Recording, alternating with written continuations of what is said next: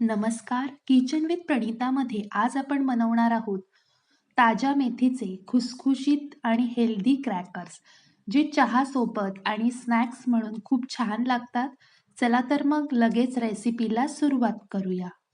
सर्वात आधी इथे मी घरातील एका वाटीचा वापर करून एक घट्ट वाटी भरून गव्हाचं पीठ घेतलेलं आहे. सोबतच 2 चमचे बारीक रवा घालायचा आहे आणि 2 चमचे बेसन घालणार आहे. बेसन घातल्यामुळे छान असा खमंगपणा येतो. सोबतच चवीप्रमाणे मीठ, 1 चमचा काळी मिरी पावडर, 1 चमचा जिरे पावडर आणि 1 चमचा ओवा घालायचा आहे. इथे मी ओवा हातावर चुरून घेतलेला आहे. आता यामध्ये आपल्याला बारीक चिरलेली मेथी घालायची आहे. इथे मी 1 वाटी भरून ताजी मेथी घेतलेली आहे.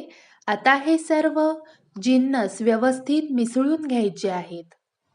सर्व जिन्नस व्यवस्थित मिसळून झाल्यानंतर यामध्ये आपल्याला हे क्रॅकर्स खुसखुशीत होण्याकरिता मोहन घालायचं आहे.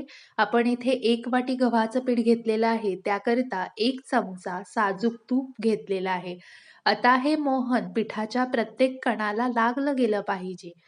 अशी मूठ वळून बघायची आहे. अशी जर का मूठ बनत असेल तर आपलं मोहन अचूक प्रमाणात झालेलं आहे. थोडं-थोडं पाणी मिसळून आपल्याला हे पीठ मळून घ्यायचं आहे. घट्टसर आपल्याला पिठाचा गोळा मळून घ्यायचा आहे. हे मी पिठाचा गोळा मळून घेतलेला आहे. आता यावरती झाकण ठेवून 10 मिनिटं आपल्याला हे असंच बाजूला ठेवायचं आहे.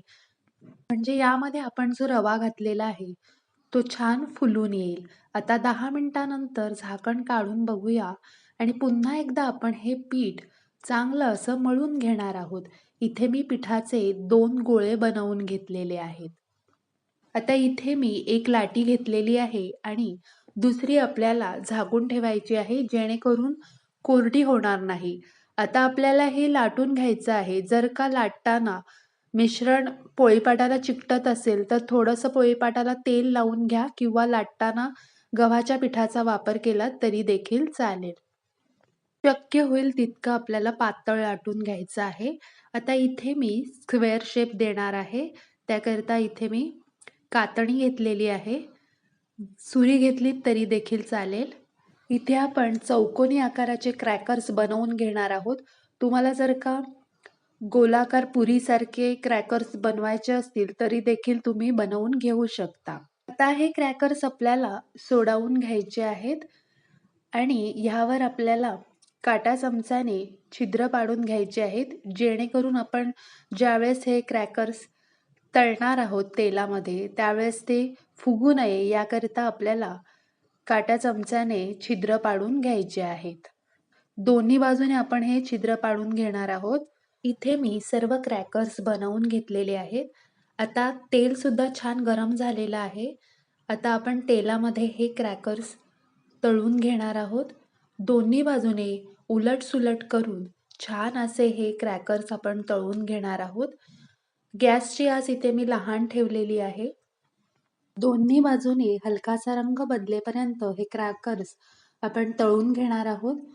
तळून झाल्यानंतर एका झाऱ्याच्या साहाय्याने हे क्रॅकर्स आपल्याला काढून घ्यायचे आहेत. त्यातील तेल निथळवून घ्यायचं आहे.